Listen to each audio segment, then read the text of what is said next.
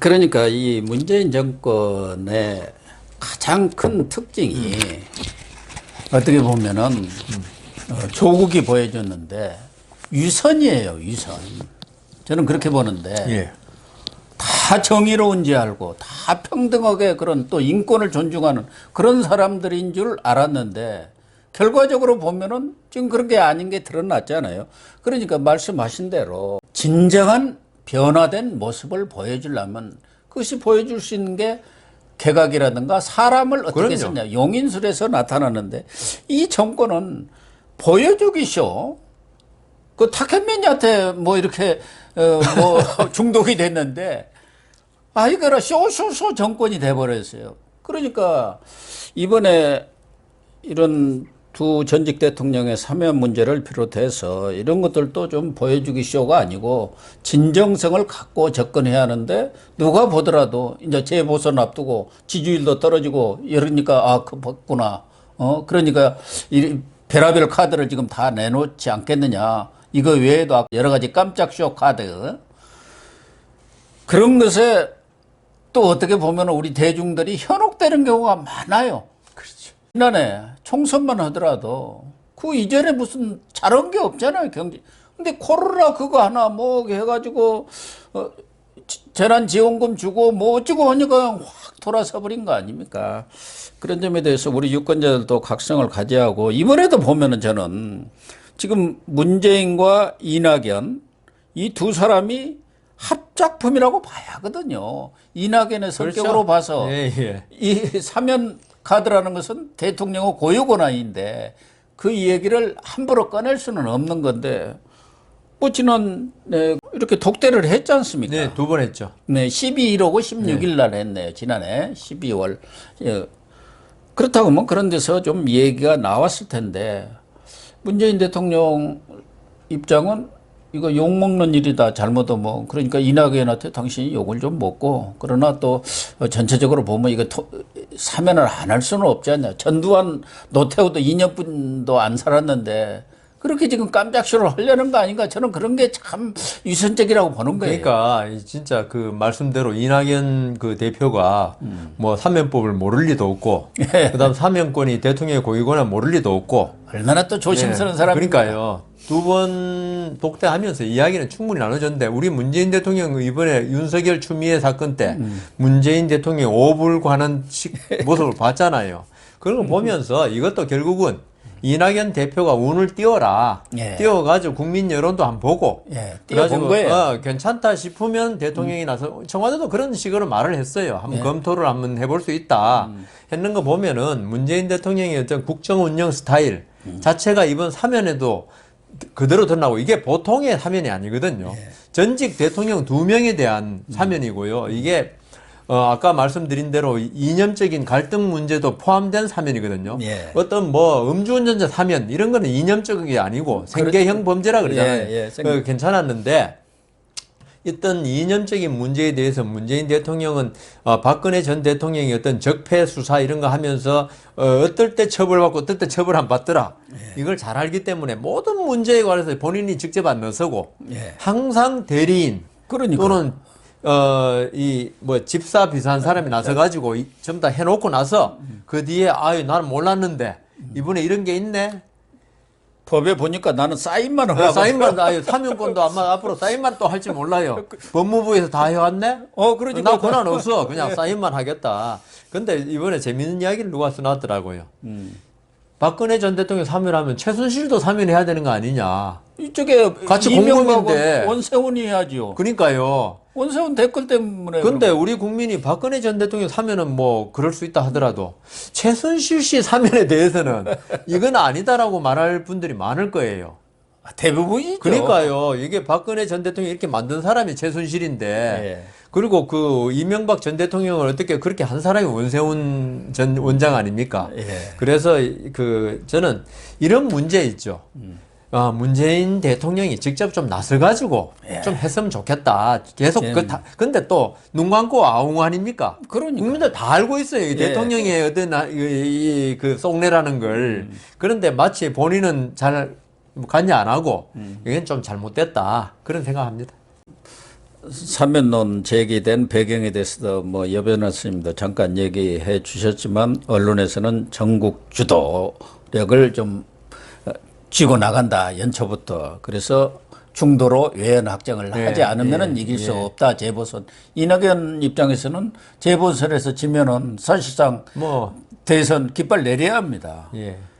거기다가 특히 야권 분열을 노리는 이간책 아니냐. 이런 게 이제 언론에서 보는 시각들인 것 같아요. 야권 맞습니다. 분열이 됩니까? 근데 이게 아까 제가 말씀드린 대로 지금 국민 여론이 정권 교체 그리고 지금 문재인 정권의 실정, 부동산 비롯해 탈원전 비롯해서 여러 가지 실정, 특히나 윤석열 추미애 간의 갈등 이런 데서 워낙 많은 마음의 상처를 입어서 지금 박근혜 대통령에 대한 어떤 사면 이런 게 나오고 하면은 뭐 일부 태극기 부대라든가 완전히 골수 침박은 뭐 좋아하겠죠. 그렇지만 지금 그분들은 있죠. 사면이 아니라 뭘 해도 이쪽으로 안 찍을 거 아닙니까? 그렇죠. 그러면 중도가 항상 제일 문제인데요. 그래서 중도에 대해서 야권이 분열됐을 때 이 분열이 과연 되겠냐 이번에. 왜냐하면 국민 여론이 워낙 바꿔야 되겠다는, 특히 서울시장도 그렇고 부산시도 여론조사하니까 정권 교체의 전초전으로 이걸 보는 여론이 아주 크고 거기에 의해서 시장이 야권이 돼야 된다. 그리고 문재인 정권에 경고를 주기 위해서 야권 시장이 돼야 한다는 그게 커요. 근데 야권이 분열돼가지고 예를 들어서 후보가 야권에서 뭐 나경원도 나오고 안철수도 나오고 말을 그랬다. 이거 야권이 국민에 있죠. 그래 떨어졌다. 예를 들어서. 그러면 그거 감당 못해요. 내년 대선은 뭐 완전히 물 건너가는 거고. 그래서 이번에 친박이나 이런 분들이 박근혜 전 대통령 사면에 이런 게 대해서 어떤 환영의 의사는 표시해도 결국 분열되기에는 너무나 지금 문재인 정권의 실정이 크기 때문에 분열로 인해 가지고 지금 우리 그거 맨날 보는 게 서울시 교육감 선거입니다. 진보는 꼭 한 명으로 통합하고 야권은 지금 보선 다 8명 나오니까 맨날 떨어지더라고요. 그런 식으로 이번에 지금 야권도 지금 뭐 여론조사 지금 잠시 좀 올라가고 하지만 위기감을 가지고 있을 겁니다. 이번에 특히 보선이 얼마나 중요한지 알고 이 때문에 분열은 이제 말은 분열되겠지만 나중에 후보 만들 때 그렇게 분열되려고 보지 않습니다. 그러니까 김종인 국민의힘 비대위원장이라든가 안철수 국민의당 대표 뭐 여기에 대해서 직접적인 언급보다는 선거 이용에 대한 경계의 말이 있었지만 박근혜 전 대통령과 이명박 전 대통령에 대해서 사면을 해야 한다는 것은 저 생각은 뭐 일부 반대하는 사람도 있겠지만 어느 정도는 국민적 공감대는 형성된 거 아닌가. 이명박 전 대통령만 하더라도 나이가 80 아닙니까? 또 박근혜 전 대통령도 이제 69세 이제 70이죠. 다 이제 고령으로 들어가고 다 또 지병들이 있는 분들이고 또 어떻게 보면은 어거지로 이렇게 만든 그런 측면도 없지는 않거든요. 제 생각에도 박근혜 전 대통령, 이명박 전 대통령에 대한 사면이 찬성하는 사람이 있다면은 뭐 이게 박근혜, 이명박이 뭐 잘해서 그렇다기보다도 불쌍하다보다도 아마 이 정권에 대한 반발심 이걸로 찬성하는 게 더 많을 거다. 좀 전에 말씀하신 대로 이 정권이 두 전직 대통령을 집어넣을 때 이명박 대통령은 노무현 전 대통령을 이렇게 돌아가시게 한데 책임이 있는 사람이다. 그다음 박근혜 전 대통령에 대해서는 뭐 어떤 촛불로 뭐 정권을 차지하기 위해서 그렇다 하지만 세월호 가지고 세월호 가지고 먹었지 않습니까? 세월호 가지고 한 것도 결국은 박근혜 전 대통령이 끌어내리기 위한 그거지요. 저는 박근혜 전 대통령이 또 세월호 얘기 나오는데 세월호에 대해서 직접적인 책임이 있다. 정치인으로서 정치적 책임은 몰라도 법적 책임은 물을 수가 없는 사안이거든요. 근데 이걸 지금 하고 있지 않습니까? 이번에 무슨 또 특별조사위 또 만든다고 그러지 않습니까? 만든 게 아니라 있는 걸 또 뭐 연장한다고 그랬죠. 1년 반을 또 연장을. 그래서 그게 이제 직업이 됐어요. 그러면서 문재인 정권의 실정이 계속적으로 다가오니까 이에 대한 반발심으로 당신들 뭐 잘했다고 두 사람 잡아 넣었나? 예. 아, 이 정도 두 사람이 집어 넣었으면은 당신들 잘해야지. 예. 당신들 하는 이 행태가 지금 완전히 국민들 망하게 해놓고 박근혜, 이명박 국민들 힘들게 하지 않았다 이거죠. 예. 먹고 사는데 예. 본인들 개인적인 비리지. 그런데 지금 MB 시절에는 경제가 좋았습니다. 그 박근혜 집값도 때도 너무 떨어져 갖고 난리였어요. 박근혜 때도요. 수출 잘 됐어요 그때. 예, 잘 됐죠. 예. 그러니까 저기 문재인 정권은 있죠. 왜 국민들을 갖다 먹고 사는데 이렇게 힘들게 하냐 이거야. 예. 예. 그러니까 이 개인적인 비리 이 문제가 아니고 개인적인 비리 없다 하자. 하지만 국민들이 더 중요한 거는 먹고 살게 해주라는 거죠. 예. 근데 거기에 대한 반발감이 결국은 이 박근혜, 이명박에 대한 이제 여러 가지 복합됐지만 그것도 있지 않겠는가. 반발심. 그렇게 생각합니다. 저는 이 사람들이 하도 이 운동권들이 꼼수를 많이 쓰니까 윤석열이가 어쨌든 3강 아닙니까? 예, 예. 뭐 1위 나오는 경우도 있지만 그렇죠. 또 아직까지는 3위로서 확고한 위치를 차지하고 있는데 결국 MB 박근혜 집어넣은 사람이 윤석열이죠. 윤석열입니다. 그래서 윤석열을 겨냥한 그런 측면도 있는 거 아닌가 하는 생각이 제 생각. 아, 저는 그거는 아닌가? 고 교수님 평소에 항상 존경하지만 그건 아닌 것 같다. 윤석열이 있죠.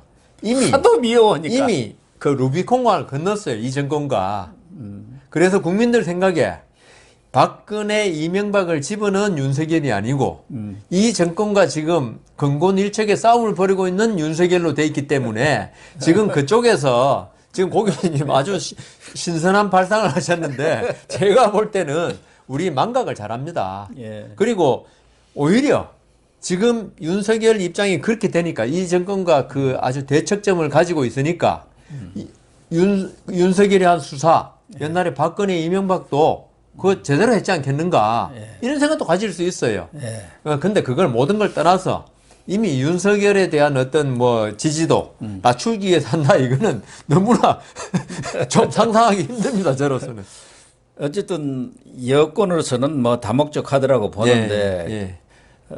오히려 지금 보면은 뭐 야권의 분열은 말씀하신 대로 일부 뭐 좀 시기적으로 어떤가 뭐 이런저런 얘기가 나온 거 말하자면 선거 이용 아니냐 그런 정도이지 반발이 거의 없어요. 근데 오히려 여권 내에서 난립니다. 그러니까요. 우상호, 정청래는 뭐 5가지 불가론까지 제기를 하면서 지난번 윤석열 탄핵론 가지고도 사실은 민주당이 그동안 한 목소리 아니었습니까? 근데 두 목소리가 됐어요. 근데 이 두 전직 대통령 사면론은 오히려 여권 내 엄청난 분란, 내분으로 이렇게 비화될 가능성도 있죠. 지금 정치인뿐만 아니라 여권 지지자들, 친문 세력들도 난리 아닙니까? 그러니까 이게 여기서 이제 원조 친문하고 예. 그냥 여권하고 갈라지는 거죠. 원조 친문은 이제 대깨문이라고 그러는 거예요. 예. 진짜 대가리가 깨져도 삼면 반대. 예, 그거 난리입니다. 아예 이낙연 탈당을 하고 그러니까 이낙연이나 이런 분들은 거기에 대해서 자기들은 지금 내년 대선 보고 가까이 있는 이번 보선을 보면은 그렇지 않고는 안 되겠다. 그러니까 찬성이겠죠. 이런 식으로 가는데 결국은 여권은 이 문제에 관해서 이제 아까 레임덕 이야기했지 않습니까? 레임덕 이런 현상과 맞물려 가지고 이 사면 복권에 대해서는 친문 강성 친문들은 이거 당연히 반대해야죠. 자기들의 존리 근거가 바로 그 박근혜 척결, 뭐 적폐 척결 이런 건데 여기서 돌아선다는 거는 자기들의 정체성을 잃는 거예요. 근데 이낙연 씨라든가 이제 좀 중도라든가 지금 여권 내에서 중도라든가 이 반문들은 이거 아니죠. 살아남아야 되니까. 그러니까 여권 내가 지금 어떻게 보면 강경파하고 온건론이랄까 뭐 이런 쪽으로 이렇게 분화되는 특히 과거 정권 때도 임기 말에 가면은 항상 분화됐습니다. 각자 도생하고 그렇게 나갔어요. 각계약진하는 경우가 많거든요. 권력이 분화가 되는. 지금도 그런 그렇죠. 이제 단초가 돼가지고 오히려 자기들은 득을 보려다가 독이 되지 않겠냐. 꼼수를 또 한번 써보려다가 오히려 독이 되는 그런 상황이 되지 않을까 근데 이제 이렇게 봅니다. 항상 보니까 이제 좀 만성이 되더라고요. 꼼수도 뭐 가끔 써야지 효과가 있지. 맞아요. 자주 쓰면 오히려 반발심. 예. 그리고 왜 우리 그 저 늑대가 나타났다는 우화 있지 않습니까? 예. 그게 너무 자주 쓰면요. 안 쏘가요, 이제. 안 쏘고 오히려 반발감만 일으키고. 그래서 이 진짜 탁현민 씨의 어떤 노련한 어떤 쇼맨십에 의해 가지고 이때까지 뭐 잘해왔다 생각할지 몰라도 우리 국민들 바보가 아니거든요. 예. 그 뒤에 있는 실질을 다 보고 있기 때문에 좀 꼼수, 저는 그래서 이번에 사면 복권도 대보선 끝나고 나서 그때 해라 하려면은. 그런데 그럴 할 리 없지만. 시기적으로 보면은 청와대에서도 상당히 긍정 검토한다는 반응이 나왔지 않습니까? 예. 뭐 건의가 들어오면은 검토를 예, 적극적으로 예. 해보겠다고 한다면은 이미 들어와 있는데. 이제 공식적으로 이제 가서 얘기를 해야겠죠. 예, 예. 건의를 한다고 그랬으니까. 예. 지금 할 수 있는 것은 4월 재보선전이라면 2월 12일이 설이더라고요. 예. 그리고 삼일절. 3일절. 이 두 날이 택일이 되지 않겠습니까? 근데 3일절은 좀 힘들 거예요. 아, 그래요? 왜냐하면은 지금 이 정권이 제일 싫어하는 게 토착 외구입니다. 아, 예. 예. 그리고 보수를 토착 외구로 몰고 있어요. 그 친일파로. 그리고 박근혜 전 대통령 아버지 다카키 마사요시, 예. 박정희 예. 전 대통령 다카키 마사요시는 저도 처음 봤어요.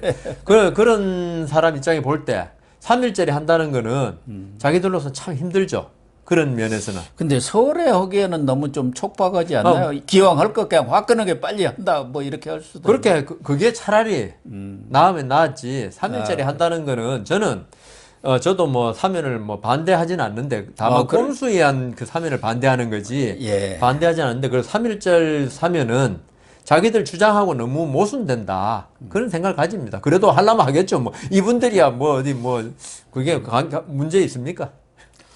아무튼 두 전직 대통령이 좀 억울한 측면도 많이 있고 예. 또 연령도 고령이신데다가 지금 너무 춥고 맞습니다. 특히 또 코로나까지 지금 너무 건강 상태도 좋지 않기 때문에 하루속히 기왕 사면을 하려면 말씀하신 대로 설날 예. 그냥 사면하는 것도 그게 국민 통합. 그러니까요. 설이 통합. 이번에 어떻게 될지 모르겠습니다만은 이번은 코로나 때문에 때문에 모이지도 못하니까. 그래도 어떻게 보면 의미가 국민 있죠. 통합이라든가 네. 화합의 상징이 설날이. 설날이